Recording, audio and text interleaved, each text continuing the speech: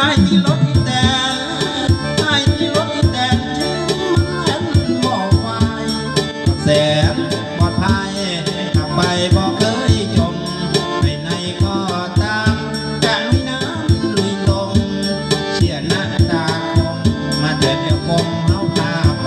มาเดินเดียวกลมเฮาพาไป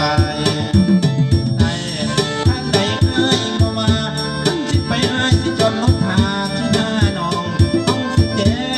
ไปไหว้พ่อแม่ไปกราบเจ้าแม่ย่าโมสิพาคนโตไปเที่ยวโชว์เชียงใหม่สิพาการดาไปกับผู้พาสีมิชัยเสร็จแล้วน้องกายไปเที่ยวสายนั้นโกลงไปเที่ยวสายนั้นโกลงขันโตลงใดมาไปมาเฝ้าแลนแต่ละถึงบ้าบึงทำทะเลแม่ดอกเสด็จเสด็จขอให้ตกลงเสด็จน้องขอให้ตกลงเสด็จน้อง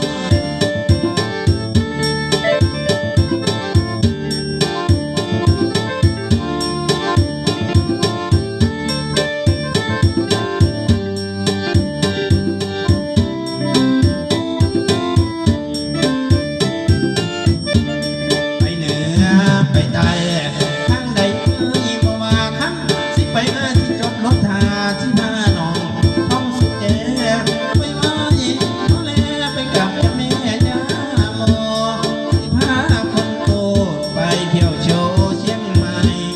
สิพาการดาไปกับผู้ว่าสีมิชัยเสร็จแล้วลองตายไปเที่ยวสายนั้นโกลงไปเที่ยวสายนั้นโกลงโตลงใดหิมะไปให้มาเฝ้าแลที่แต่ละตึกที่พาขึ้นฟันทะเลแม่ดอกสะเลสะเลขอให้ตกลงเสด็จน้องขอให้ตกลง